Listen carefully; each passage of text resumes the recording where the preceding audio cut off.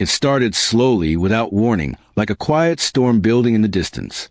I never thought I'd be the kind of man who had to question his wife's loyalty. Nadia and I had been married for 11 years. We had our ups and downs like everyone, but I believe in the strength of our bond. She was charming, intelligent, and someone I trusted with my life. But in the end, it was that same trust that blinded me. At first, it was little things.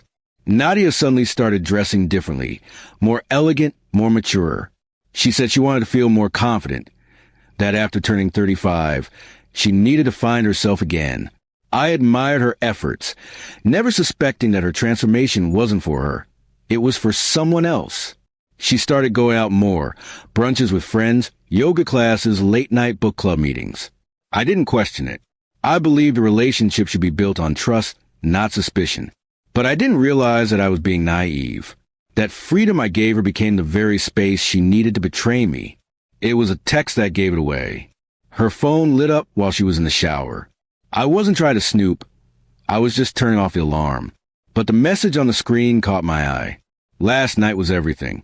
I still remember how you whisper my name. My heart sank. It wasn't from a friend. It wasn't innocent. The name was saved as Mr. H. I didn't confront her right away. I needed to know more.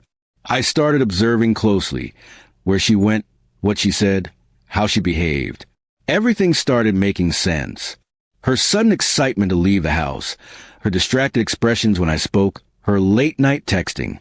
I even followed her one weekend when she said she was attending a seminar. That was the day everything shattered. I watched from across the cafe as she sat with him, a man at least 20 years older than her, graying hair, expensive watch, confident and smooth. They didn't look like they were meeting for the first time. She laughed, touched his hand, leaned in close. I saw her kiss him when they thought no one was watching. I felt like I'd been punched in the stomach. I couldn't breathe. I went home that day without saying anything. I kept everything bottled inside. I couldn't decide whether to confront her or walk away quietly. But the anger grew. I had to know. How long had it been going on? Why him? Why this man who looked like he could be her father? When I finally asked her, she froze. Her face went pale. She tried to deny it at first, saying he was just a friend. But when I mentioned his name and described what I saw, the truth started spilling out. She confessed. They'd met at a business seminar.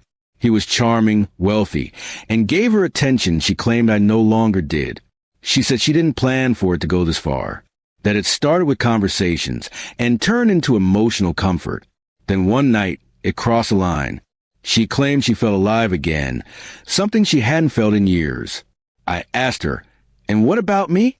What about our vows?" Her tears couldn't erase the betrayal. I wanted to scream, to break things, but I didn't. I just walked out of the room. I needed space.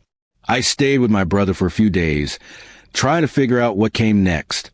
She sent me long messages, voicemails, begging for forgiveness, blaming herself, saying it was a mistake she regretted every second. The most painful part was realizing she had hidden it so well for months. She'd smiled in my face while sneaking around behind my back. She had lied to me, used my trust as a shield.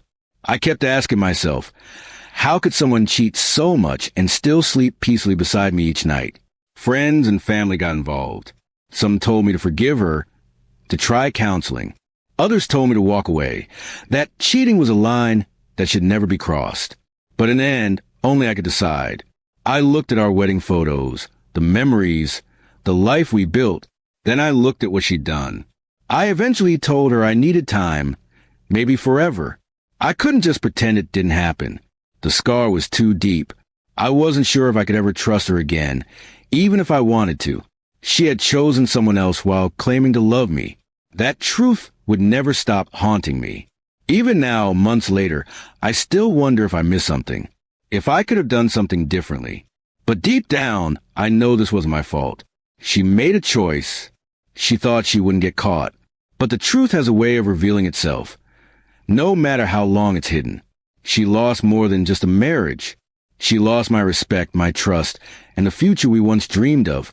As for me, I'm slowly rebuilding, wiser, guarded, but still hopeful that someday someone will value loyalty the way I do.